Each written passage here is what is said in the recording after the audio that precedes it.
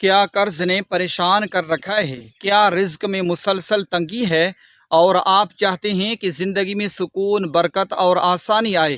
تو سورہ مزمل کے ساتھ یہ 41 دن کا روحانی معمول غور سے سنیں اور اخلاص کے ساتھ اپنی زندگی کا حصہ بنائیں۔ بسم اللہ الرحمن الرحیم۔ میرے پیارے بھائیوں اور بہنوں، اگر آپ مالی پریشانی، قرض یا رزق کی تنگی کا سامنا کر رہے ہیں تو سب سے پہلے یہ یقین رکھیں کہ حقیقی مدد صرف اللہ رب العزت کے پاس ہے۔ اس 41 دن کے معمول کا مقصد قرآن کی تلاوت، ذکر، دعا اور اللہ رب العزت سے اپنا تعلق مضبوط کرنا ہے۔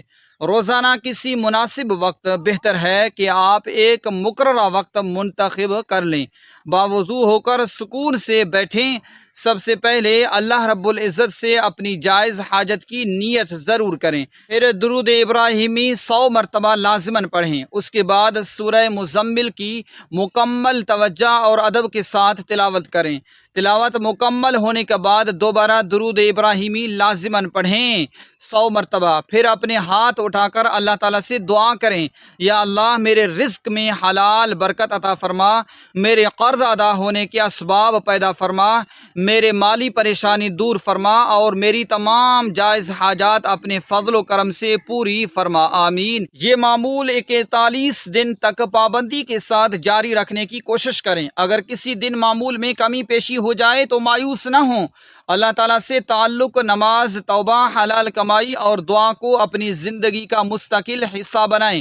یاد رکھیں، سورہ مزمل قرآن مجید کا حصہ ہے اور قرآن کی تلاوت باعث اجر و برکت ہے، لیکن قرض ختم ہونے یا مخصوص مدت میں مالی کامیابی ملنے کی ضمانت کسی انسان کے ہاتھ میں نہیں، نتیجہ اللہ رب العزت کے اختیار میں ہے۔ اس لیے 41 دن صرف کسی دنیاوی نتیجے کے انتظار میں نہیں، بلکہ اللہ تعالیٰ کی رضا، قرآن سے تعلق اور اپنی اصلاح کی نیت سے گزاریں۔ یا اللہ، جو شخص قرض میں مبتلا ہے اس کے قرض کی ادائیگی کے اسباب پیدا فرما، جو رزق کی تنگی میں ہے اسے حلال اور وسیع رزق عطا فرما، جو پریشان ہے اسے سکون عطا فرما اور ہماری تمام جائز دعاؤں کو اپنے فضل و کرم سے قبول فرما، آمین یا رب العالمین۔ اگر یہ ویڈیو آپ کے لیے مفید ہو تو اسے دوسروں تک بھی پہنچائیں اور چینل کو سبسکرائب کرنا نہ بھولیں۔ اللہ حافظ۔